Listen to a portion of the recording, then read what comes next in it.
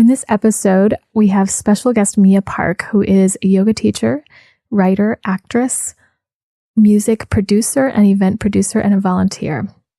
She shares her Ancestry's incredible story of escaping from North Korea to South Korea, the joys and challenges of acting, being Nurse Beth on the show Chicago Med, the lessons of self in teaching prenatal yoga in jails, and how women can explore their relationship to being a leader. Hello and welcome. You're listening to the Embody podcast, a show about remembering and embodying your true nature, inner wisdom, embodied healing, and self-love. My name is Candice Wu, and I'm a holistic healing facilitator, intuitive coach, and artist sharing my personal journey of vulnerability, offering meditations and guided healing support, and having co-creative conversations with healers and wellness practitioners from all over the world. There is no sponsorship message today, but I do want to share a new dream class that I created, which is on Skillshare. This is one of my passions, is to explore dreams. I love dream work. And so I created a dream class on how to remember your dreams, the basics about how to prepare yourself, create intentions around it, and the tools you'll need, as well as the key factor to remembering your dream when you wake up. This is the first class in a series of many that will dive into the juicy parts of dream work, which is embodying the energy and the gifts and wisdom that a dream brings you so that you can bring that into your life and feel even more whole. You can find this first class that's about 35 minutes long on Skillshare at CandiceWu.com/dreamclass1, the number 1. Right now, this class is offered for free. I'd love for you to just get a taste of it. And please leave me a review and share your feedback about what you thought about the class. And that helps to also share that work with other people who are looking for a class about remembering their dreams. If you sign up through the link that I'm sharing with you today, CandiceWu.com/dreamclass1, you can also get 2 months free of the premium subscription. I think that after 2 months, it's about $10 to access a wide variety of classes and offerings that are on Skillshare. Happy New Year, everyone. How are you all doing? It's great to have you here. I can't believe it's been practically 1 year of doing this podcast. I remember the first time I did it, I recorded it like 3 or 4 times, and I was scared in so many steps of the way, sharing certain things that I did, sharing really personal topics, even interviewing people. It's just not always easy, but looking back, it's just gotten so much easier. I feel a lot freer in my ability to voice what I want to say and to feel genuine in doing so. Still feel like there's a long way to go in some places, but I'm celebrating how I've been able to transform over this year. If you haven't done so already, it's a great time to look back on last year and look at the celebrations, feel into the things that you've grown on and integrate those into your being so that there's part of you. There's a podcast right before the new year about ending the year with grace and embracing impermanence, integrating and cleansing the energy of last year. So if you want to check that out, you can go to CandiceWu.com/ending the year. And as I feel into the celebration of this podcast and my ability to voice things out into the world, I also feel into ease. Ease seems to be something that stayed with me for a while, ever since I went to Thailand last year. Just the question of how can I bring more ease into my life? Not necessarily how can I choose the easy way, even though that is part of it, because a lot of times there's just a simpler way to approach something, a more direct way than I'm used to or than my patterns have shown me, but also how to be in the state of ease while moving through life, while working, while creating things. And when I think about ease, bring it into my body. My muscles soften and I can enjoy things. Are there places for you that you want to bring the energy of ease or softening or feeling graceful? And if you have other intentions for yourself for the year, I invite you to tune into that now. If there are states of being or themes, words that really bring a feeling to life for you. For me, it's about revisiting that energy daily or as many times a day as I can remember, really moving from that place. It's really fun to have Mia Park on the show today. She's a friend of mine.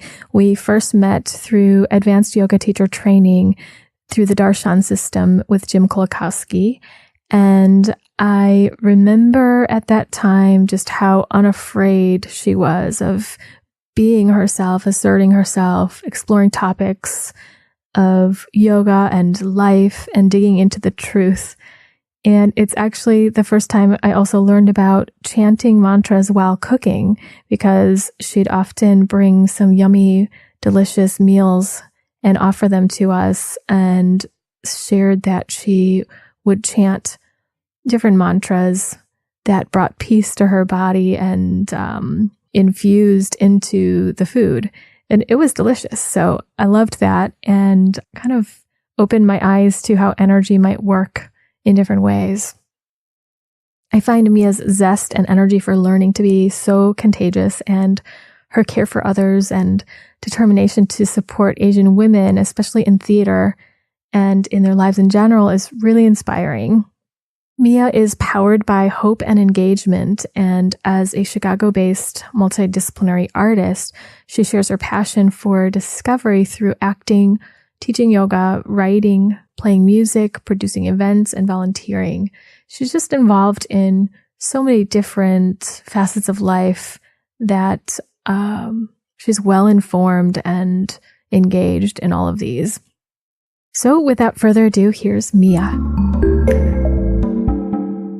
So Mia, I click open your website and I see you in this commercial and you're like shooting some sort of laser gun, and your face is just this like feisty, sneaky, playful face. And when I saw that, I was like, yes, that's exactly how I see Mia. Cool. So I wanted to welcome you to the show and just start with that and give you the chance to share. Oh my gosh, you are so many different things in the world and you have so many talents. You're a playwright, you're a writer, you're an actress, you're a yoga teacher, you're an activist, feminist. Well, what are you not? Might be one question. Thanks. You're so sweet. Thanks, Candice. I think what I'm not is a slow person who can focus on one thing. Isn't that interesting? Yeah. You're like a multitasker goddess. Thanks. Thank you. I appreciate that. And I understand you're saying that like as a way to compliment me, and I honor that. Yeah. But I'm in a place in my life where I wonder what it would be like if I wasn't. Because I'm so drawn at to so many things. And I have to say, I understand that I am good at most things that I want to do. I mean, not to say that I can't learn. Believe me, I've got a lot to learn, but I'm successful enough at most things that I attempt that I am encouraged by whatever level of success I achieve to keep doing more. And I don't know how healthy that is right now. The other side of that is that I am having fun. I can see that. Very, very lucky life. I feel really lucky for everything that I do. But I just wonder what it would be like to do one thing and do that deeply. It just doesn't happen. That's okay. So let's backtrack a little, Mia. And it may be a more lengthy story, I'm not sure, but how did you get to where you are now in your life? Where you are both, all these things in your life, you're acting, you're on Chicago Med as Nurse Beth, right? Yes. Yes. You're in Chicago still. Mm-hmm. Is that correct? Yes. Yeah. And you have private clients, teaching yoga in group classes as well, yoga nidra. And I know that you're involved with Asian American theater and promoting other Asian Americans to be more involved. How did you get here in your life? Oh, what a great question. Thanks. I think I just redid my bio lines, and these things evolve, right? How we describe ourselves, who we are in relationship to ourselves. And my bio line, I think, frames how I got here. I define myself now as someone who is powered by hope and engagement. Throughout all the traumas that I've survived in my family, and then other kind of like actions I've taken as adults, as an adult, I have always been driven by hope. And I'm very thankful for that. And I think that's something that I may or may not be in control of. This has a lot to do, I think, with karma and some scar, the kind of like lives path that led me here. And also the predisposition I enter this particular reality with. So there's part of that informs the level of hope I have, which is a lot. So I've certainly felt times of deep despair and hopelessness, but having kind of been present to myself through that, I think hope is what brought me to where I am.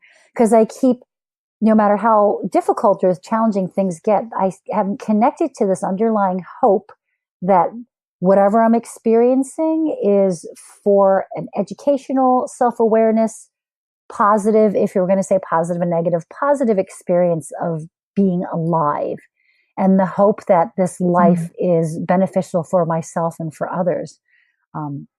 So there's a lot of hope there.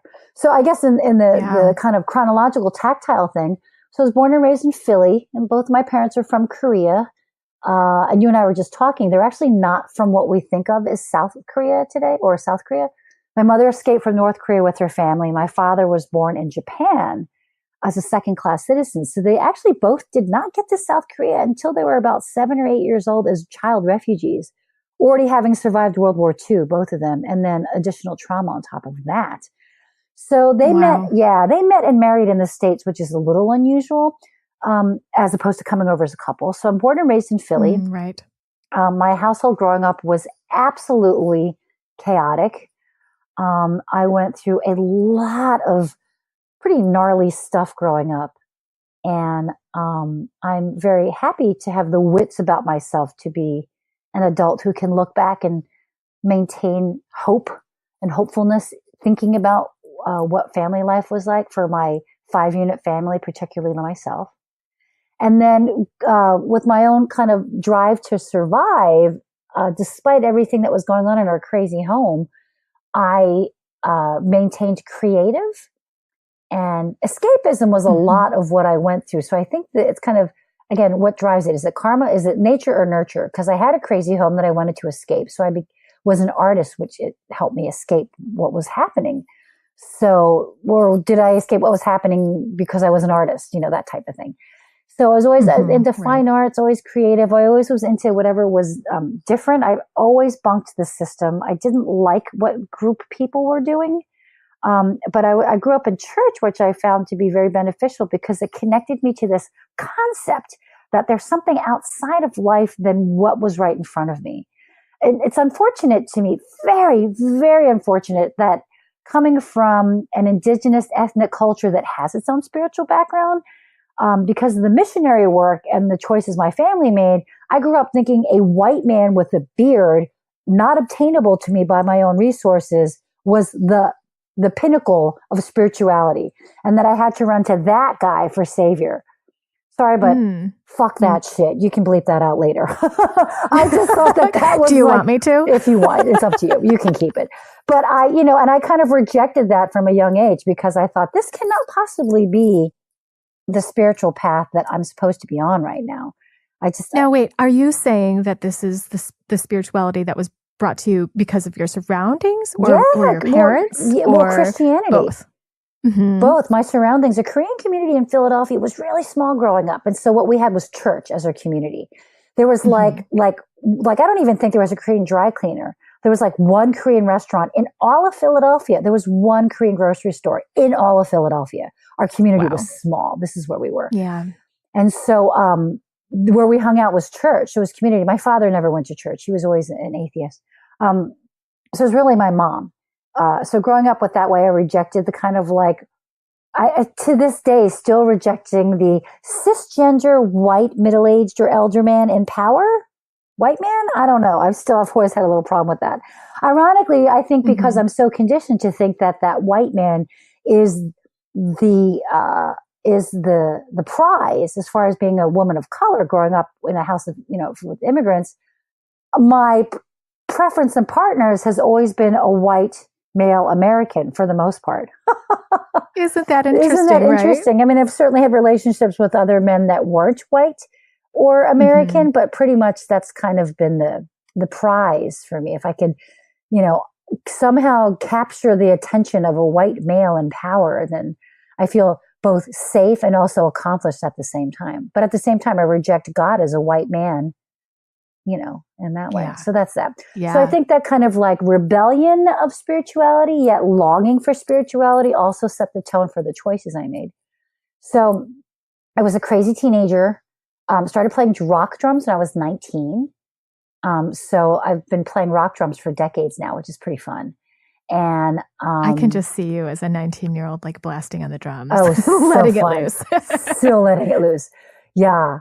So somewhere in that feeling lost and trying to find myself phase, I ended up doing a ton of drugs, moved to Austin, Texas to form a band, but did way more drugs than started a band. Like I was out of my mind every day on drugs in Austin. And then to get out of that, I decided to move to Korea. So we moved around so much growing up too, because my dad's just like not a balanced human being. And he kept making choices that made us move. So I moved all around Philly, then to Austin, Texas. And then from Austin, I moved back to Philly for a little bit. And then I moved to Korea, South Korea, and I was there for a little over a year. Then I moved back to Philly because my father ended up going to prison the first time. And I decided to come back to help my mom out. And then from there, I moved here to Chicago. Oh yeah, we also moved to LA when I was a teenager because my dad was like, we're moving to LA. So we moved to LA. And then after a year, he was like, we're moving back to Philadelphia. So that was somewhere in the mix. And then I've been in Chicago ever since. I decided to come here to go to a college outside of Chicago called Shimer College. It's a great book school. So I went from living in Korea to coming to like a classics, like dead white European male classics way of learning, like Socratic method of learning.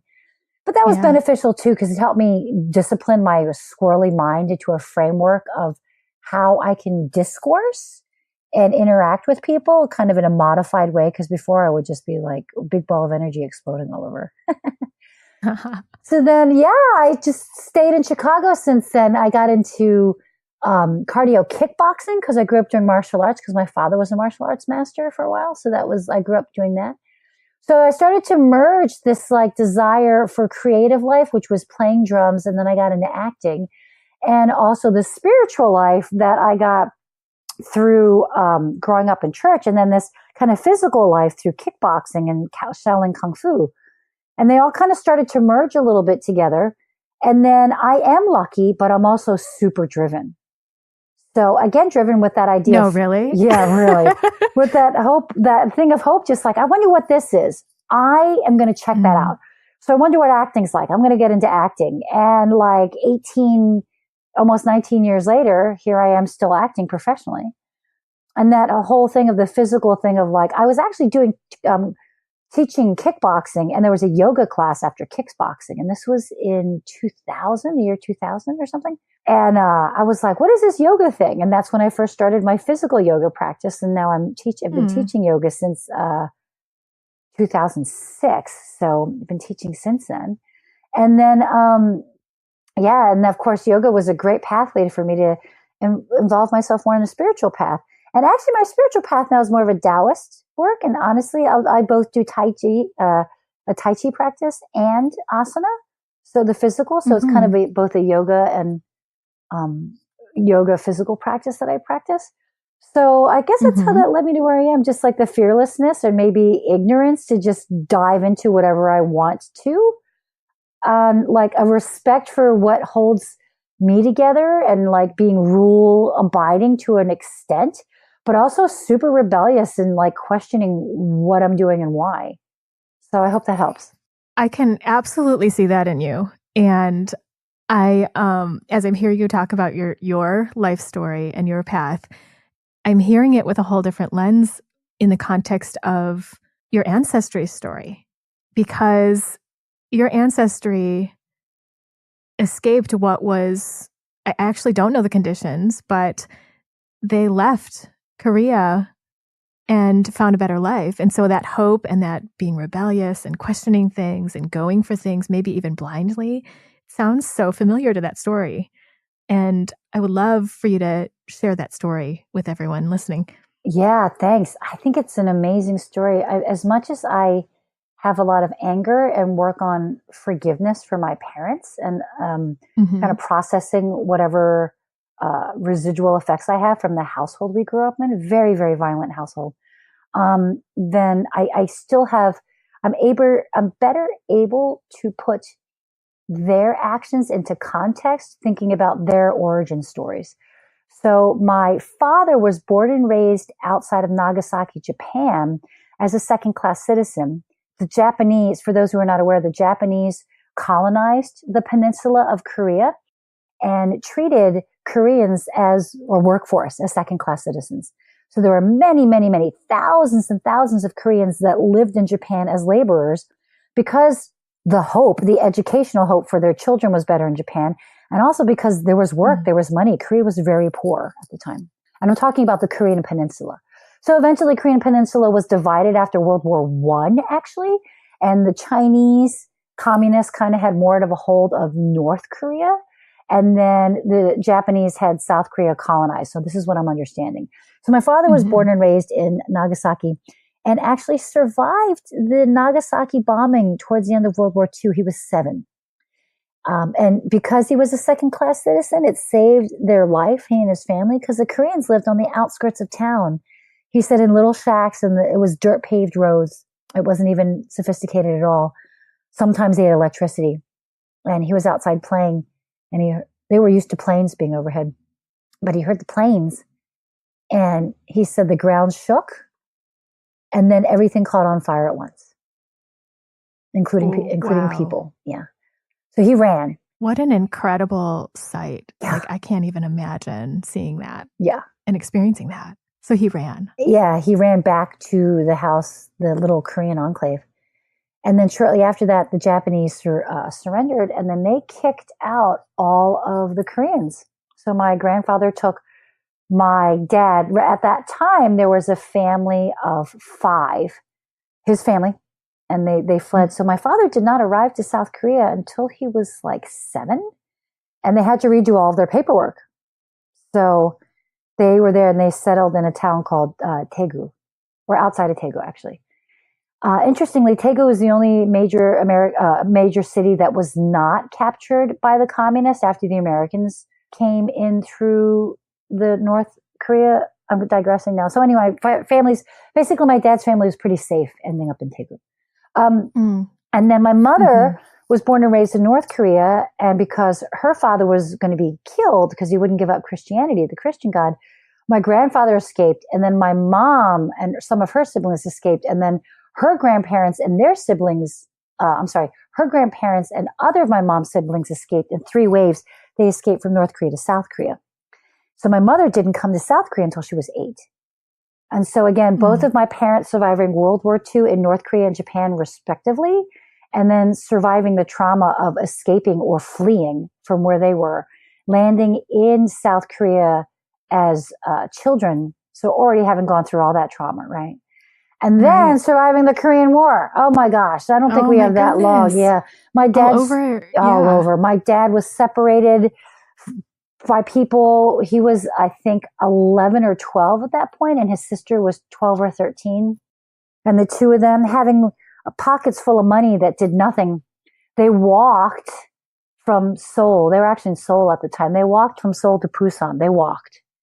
And that's a long way. Oh my God. They were so hungry. They would run into people's houses and like steal raw sweet potatoes or raw rice and just eat that. And they walked all the way to Busan because they had other family in Busan.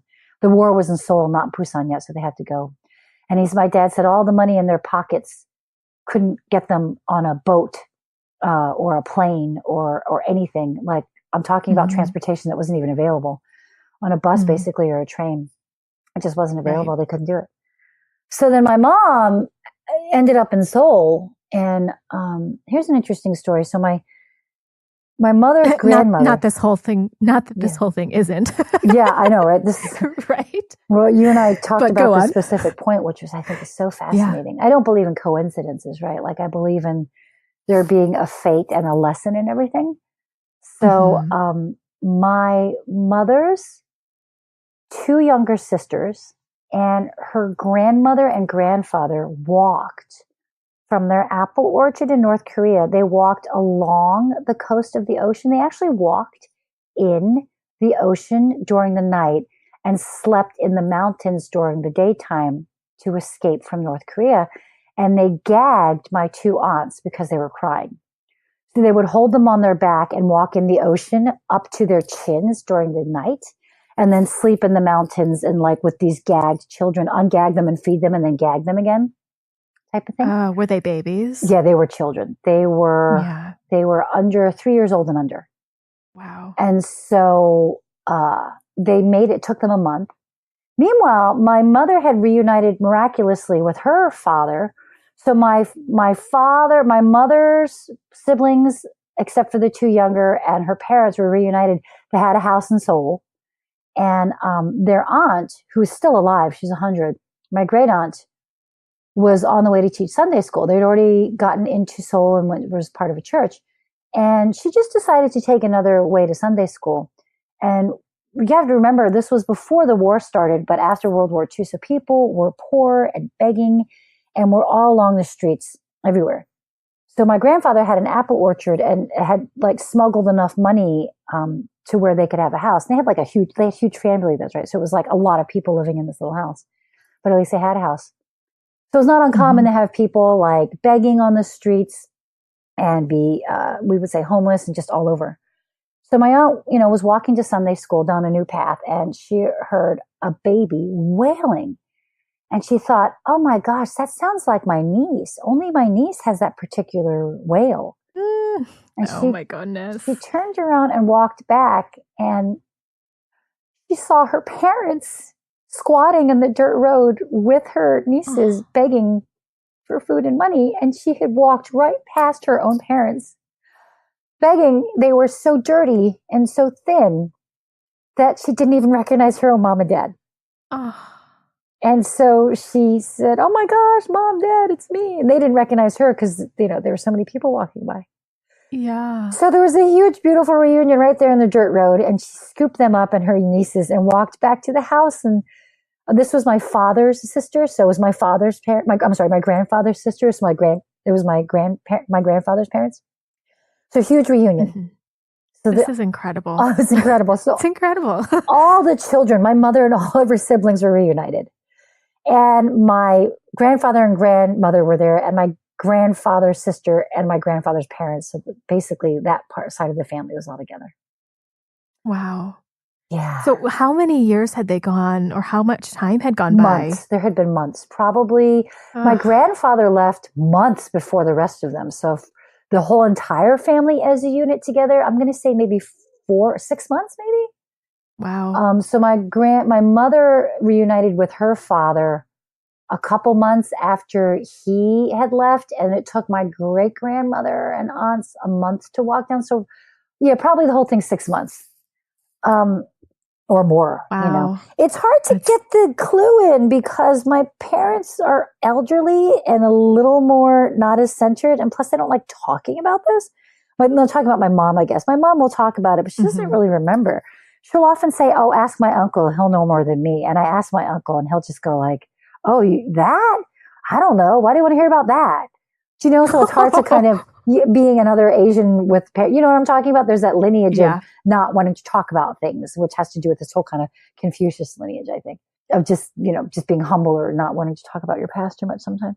Right. So that's just the tip of the iceberg. But that was a pretty interesting way that my mom's family, my mom and my dad's family, and my dad ended up in South Korea. Wow. So how does knowing your story, knowing your family's story, how does that affect you? Or especially when you found this out? Well, I found it out in steps, which was thankful. So it wasn't just one huge reveal. The older my parents get, the more they will talk about what happened. So it's a little more easy to process for me. How that reveals itself to me is that I realize that I come from tough people. I come from survivors. And so I fancy myself a scrapper, meaning that I use all kinds. I'm very creative with the resources I draw from in order to not only survive, but thrive. Absolutely. I find you incredibly resourceful.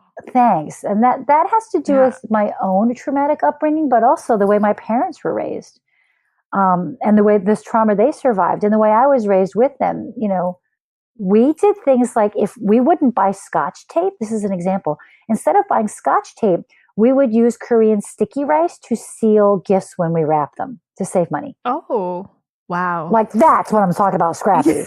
That's awesome. You know, I mean, that's right. Also like my mom saying growing up with like, what's sticky tape? Like, what is that? Right. But it's also like, wait, we've got rice. Why am I spending money on, like, why am I spending 59 cents on Scotch tape? There's rice here. This will work. So that's how we give. So I give all gifts to my friends with like sticky rice, like all the birthday, you know? And I look in hindsight and I go like, oh my God, how embarrassing. Like a part of me at some point would go like, I hope my American friends don't realize this is put together with rice. Right now I look back and I'm like, that's awesome. Right. Seal every gift with sticky rice. Every gift. It's brilliant. You know, anyway, yeah. Forget hair gel. Just smush up some sticky rice. Anything that needs binding. Yeah. Sticky rice is your solution. And if you're hungry, you know, you can have a little dessert. Eat your gift wrap. That's all I got to say. Yeah. If you must. If you must. Well, it's reminding me of the story of, remind me who it is, but eating the money in order to bring it over.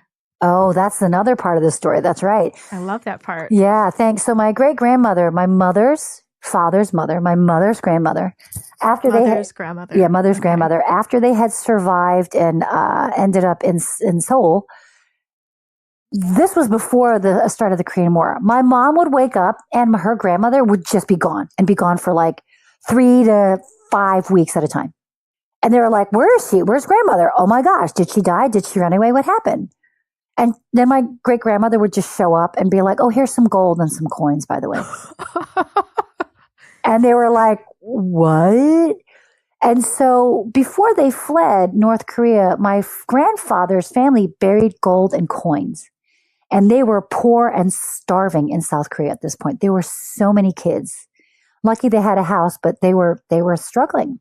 And so actually the first time my great-grandmother walked back to North Korea and walked back to South Korea because she thought, who's going to bother a little Korean lady? She put the stuff in her hair because all Korean women had long hair and they put it in buns and they would like put a little pin in their hair she hid it in her hair. But she got caught and they made her take it out of her hair. So then the third time, and I don't know where that happened. I'm not clear whether that happened the end of the first time or the second time. She still had, and she would hide it in her clothing. So she did still manage to sneak some things over. She would like fold it over in her clothes. And then, you know, even though they caught it in her hair. So I know at least the third time she walked up and over, she would eat the money and the gold and poop it out. And the last time she, boy, you want to talk about tough stock I come from. The third time she escaped from North Korea, she was caught. And according to my mom, my great-grandmother was thrown into a cell, stripped naked, and she had to play dead. And so they beat her, they kicked her, and she had to just pretend she was dead. And then they threw her body into a pit of bodies, nude. Oh my goodness. And at nightfall, she had to climb out of this pit of bodies and made it back to South Korea, still eating and pooping out these gold chunks and coins. And so tough. Like, that is incredible. Are you kidding? Oh, right. That's like stuff you see in the movies, right? It is. I have her pictures on my, I do have her pictures on my wall. I look at them every day. So the last time she came back, they were like, stop. Can you just stop going to North Korea? Which is probably why she would just disappear, right? She would just... People probably would not want her to go. My mom would wake up. My mom would wake up and she'd be gone like 3 times for a month. But actually also the last time she came back, the war broke out. And so she didn't leave after that. But all those efforts were short-lived because with the war, they were still so poor. My grandfather would go to the Red Cross and take all the clothes that was donated. And my mom and her sisters and my grandmother and all the women would mend the clothes with a needle, and they would like pull thread from the clothes that needed mended and then like remend it with its own thread and then sell the clothes on the street to try to make money. So that's kind of, that was how they, oh my gosh. And then the communists pushed down. And so they had to flee Seoul and lived in a cave. And then the Americans invaded and landed with MacArthur and then pushed it back up. So then they had to move again. And then the North Koreans pushed down again. So they had to move again. And then the battle line kept pushing north, south, north, south, north, south in the 30th parallel, where it was at the beginning of the war anyway. So nothing landmass was gained. So my parents, my mom ended up in Seoul finally after having to flee, going back, fleeing and going back. And my father, like I said, eventually after Seoul, they landed in Busan, and then Busan was taken over, and then they ended up in Daegu, where he calls his hometown now. Wow. Yeah. Ooh. What an incredible story. Yeah, thanks. And those are just pieces, I know. Yeah, pretty intense stuff. So I come from tough stock. That being said, I come from tough stock that isn't always very sensitive. And I constantly working at my sensitivity. I find sensitivity in my Tai Chi practice that I have not found with asana, but my trajectory is becoming more subtle because I started out with like hardcore martial arts. Then I went to it's called Taekyam. It's a Korean form of hard martial art.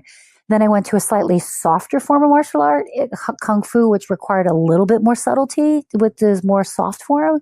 Then from there, I went to, I guess, cardio kickboxing, which had like not a lot of subtlety at all, actually. But then anyway, to yoga asana, which got me in my body in a strong way, but also to listen to more subtly.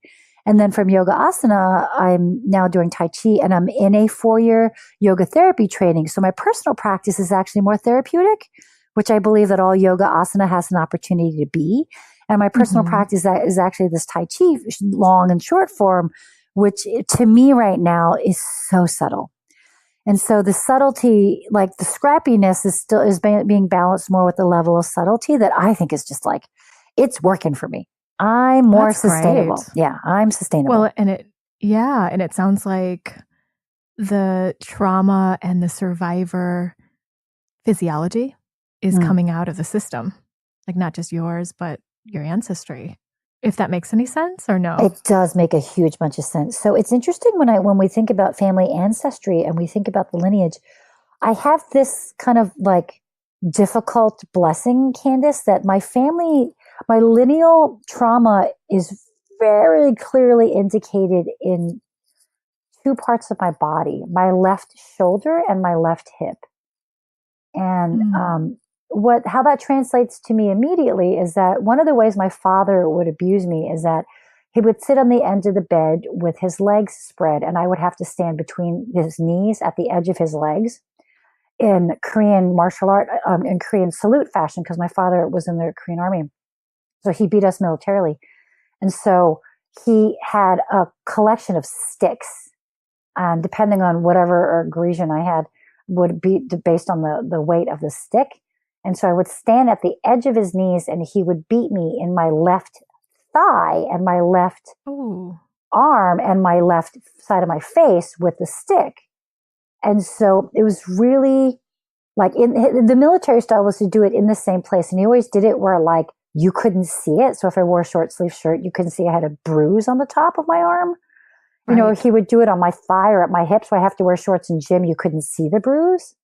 Okay. You know, and he never hit me in the face. He more poked me in my face than hit me so that I would never have a face bruise. And so I think that has to do with why I have this like perennially, like chronically tight left shoulder, and which is more deltoid actually, and then like hip area. But that being said, from one of the ways my father would beat me, it's this pain that I have in my body almost all the time is tied to the female lineage. It's directly tied to the female history lineage I have.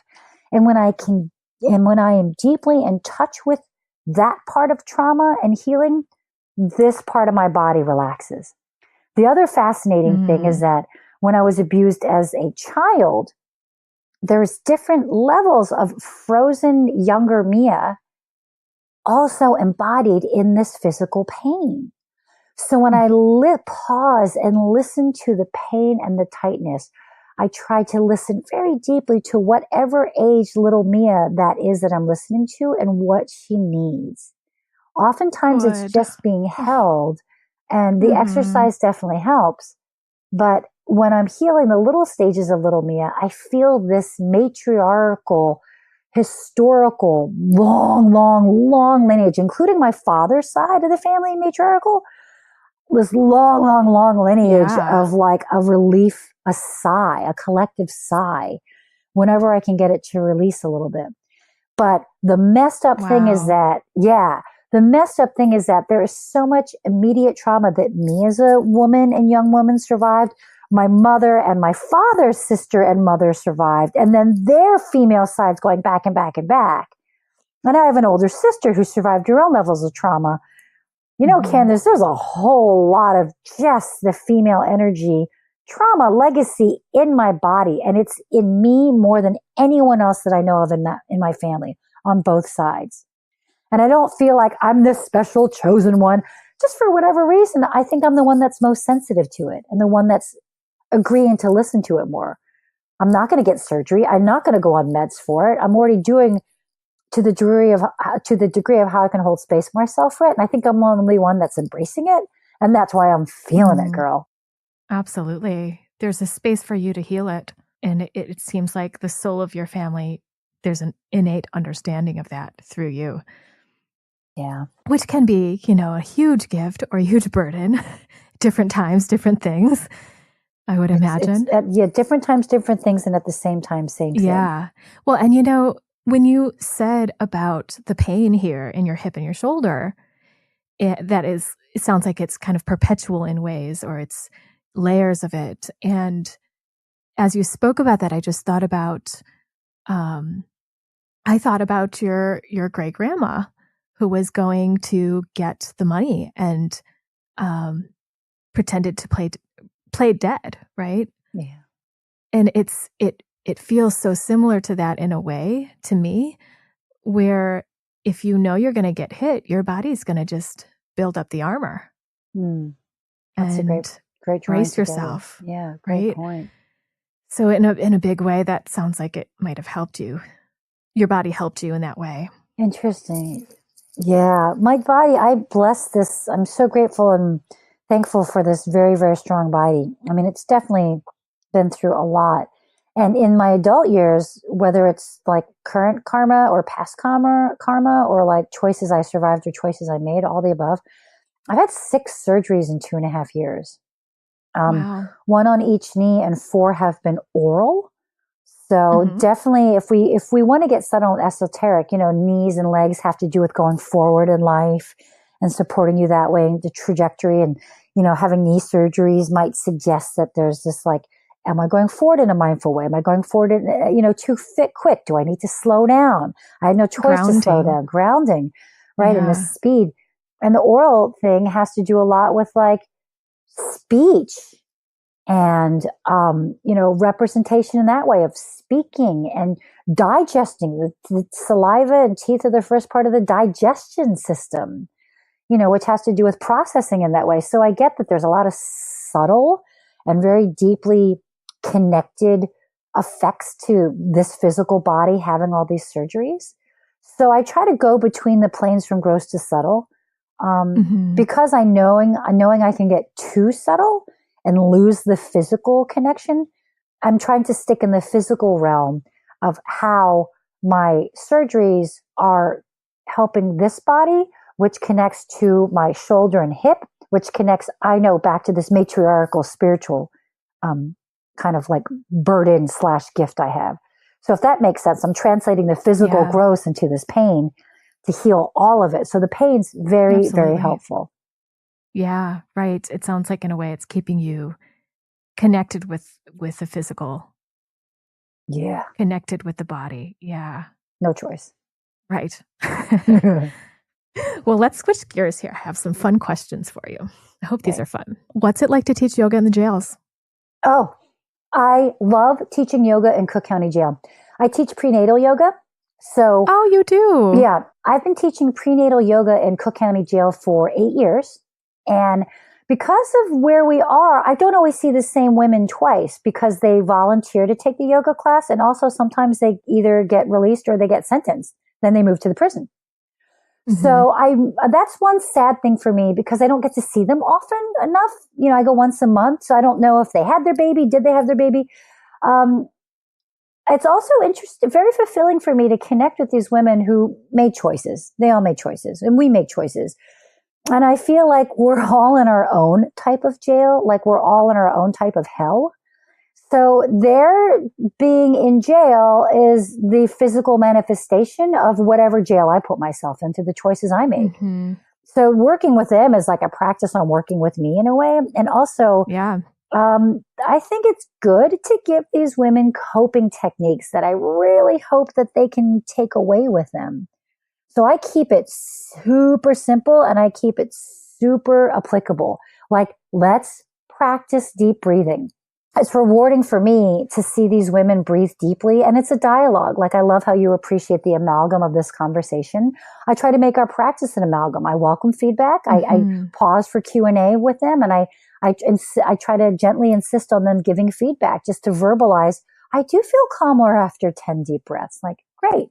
So I keep my jail yoga very simple so that they can learn something to take away with them. And that's rewarding for me. That's wonderful. And I love how you use that reflection for yourself of like what working on yourself and what, where are you caged or what jail are you in? Yeah. I love that experience. So what's the lesson with Nurse Beth? Or do you see it that way? I do. It's so funny. Like I try to find some kind of codified thing. I'm like, okay, what's the acting? How does that tie in with the spiritual work? Yeah. And my codifying, like, kind of like branding. Well, branding is one thing. Binding, Freudian slip. My binding one overall kind of mission statement with everything is that I seek self-awareness, and my choices also encourage self-awareness in myself and others. So for the Nurse Beth, for me as an actress, oh my God, for sure. Like I've done, I think 25 episodes or more. So believe me, I'm like, understand the character and I know what it's like to be on this set. I still sometimes get nervous and I feel like I overact and I go through this process of self-judgment and I go through this, like, why do I do this? I'm an awful person. I suck. Why am I even bothering?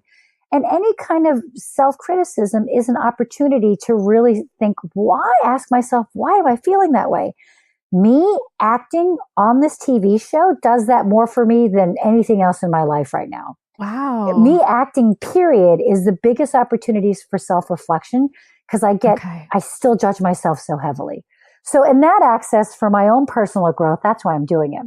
And honestly, a part of and believe me, I am lucky. Like I paid off my car. I bought a condo. A lot of my monetary lifeline is this NBC TV show. And I am so thankful and grateful. So another part of my activism, my enjoyment and activism with being on the show is representation. So I am an activist for Asian American representation in the Chicago theater scene. And I got to start out specific. So I actively do things like I promote Asian Americans to write plays.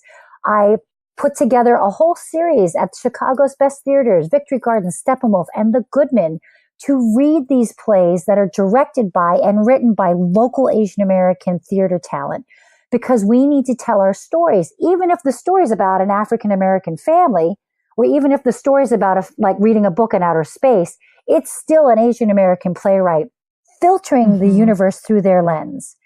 And so my way of living my activism is being on that TV show 25 times, is being the best actress I can be so they call me back 250 more times, is being a walk-on player here and there that's like saying, hey, I could be anybody, but guess what? I don't have to be the majority person to be here. I'm just going to be me. I'm going to be an Asian American middle-aged woman who's a nurse. And honestly, truth be saying, that reflects life. There are a lot of Asian American middle-aged women who are nurses, not on TV though, but my little bit of every time I do an acting job on stage, even if it's a voiceover job or on camera, on my commercials, I'm bringing my whole self, including how I'm presenting to the world, to that very consciously.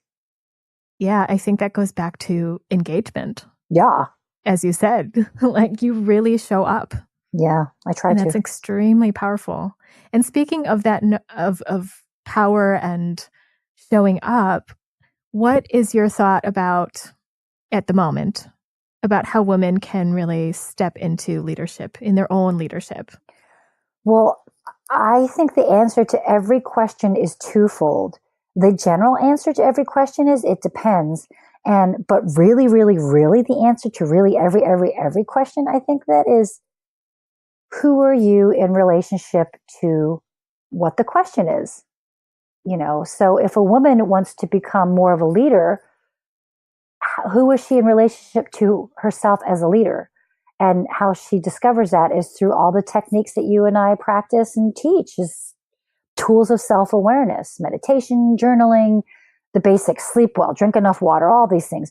So if a woman can get to know herself better, and you can even frame that in like the business model of success, like what are your strengths? What are your weaknesses? That's great. That's still a degree of self-knowledge. Knowing a woman knowing who she is and why she wants to bring her whole self to the table of leadership is the first way that she can step into a role of leadership. The second one is it depends. It depends on what you can leverage. I have a yoga client whom I adore. We're very close. She happens to be born into wealth and made wealth as an adult. She's a young adult. She's a senior now. So she's in every position to step into leadership.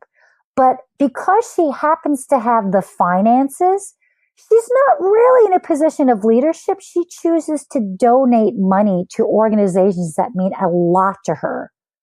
And she's very generous with the way she donates. So her form of leadership is leveraging the wealth that she inherited and made. And so she doesn't want to be in a position of responsibility of leadership, but she's considered a leadership in the philanthropy world. Do you know what I mean? So it really depends. Absolutely. That being said, her and I got into my car and we drove all the way out to the far west suburbs to canvass and knock on doors for Lauren Underwood, who flipped an Illinois U.S. Congress seat. Yeah. That's awesome. So I'm driving out there 2 hours west with my like almost 80-year-old yoga client.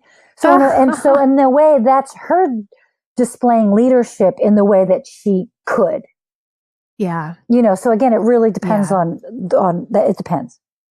Well, and I think part of what you're saying, at least as I'm hearing it, is there are so many ways we can display leadership or be a leader in ourselves. Yeah. And part of it is about noticing what it is that is your unique way and what are you already doing? Exactly. Knowing, who you are in relationship to being a leader. So being clear about intention, right? So much of our actions, if based in intention, can be so substantial, sustainable, and like just get more done. Like why you want to be a leader, who you are, who you think you are, and who you are in the form of leadership that, yes, you need to take knowing your strengths are as a leader. Yeah. Thank you. Oh my gosh. Beautiful. Thanks so much for having me. Oh, it's been wonderful to have you. Is there anything else you want to share today before we go? Yeah, Candice, you're an awesome woman. You keep doing what you're doing. You are so, at the same time, professional and just have your act together, everything from your lovely graphics to your messaging to your scheduling, your professionalism with that. But what you're being professional with is so beautiful and spiritual and can be this esoteric thing that somebody can run away with, but you are practical, you are grounded, and you're completely authentic. And so thank you for all the great work that you're doing. Oh my gosh. It's so Thank true. You. I look at your newsletters and I'm like, how does she have the time to do all this? And where in the world is she? And the last one was written on a plane. I was like, you go. Wi-Fi on a plane? Right. Like, what is she doing? It's amazing. I was like, I got to do my newsletter by Friday and I'm flying. So here goes. Here it goes. Love it. Love it. Thank you so much, Mia. You are just brilliant out there in the world. And I think you are starting a podcast of your own. I am soon. The Experiment of Living. Is that right? Yes, the Experiment of Living. I cannot wait. Thanks. I'd love to have you on sometime too. Oh, I would love to. We'll put a plug in for that when it shows up. Thanks. Thank you so much. Take care. All right, you take care, Candice. Take care, hon. Thank you so much, Mia, for being on the show. I learned a lot and had fun in the discovery of learning more of who she is and her ancestry. It was really fun. And thank you all out there for listening. If you want a taste of Mia's work, I would recommend checking out her yoga classes, her yoga nidra classes as well. And later this week, if you want a little experience with her, you can tune into this meditation that she will offer on tuning into breath and being, feeling into the curiosity of the life-giving force of breath. You can learn more about Mia and get engaged with the things that she offers, the things that she's promoting in her world through miapark.com. I'm wishing you all a lovely and healthy new year. I hope this was a lovely start of the year for you in thinking about your own ancestry story, your own resilience, and how you'd like to move in the world. I hope that you tune in again. Next week, we're talking about ritual and how to create some meaningful rituals that support you in feeling like yourself this year. See you next time on the Embody podcast.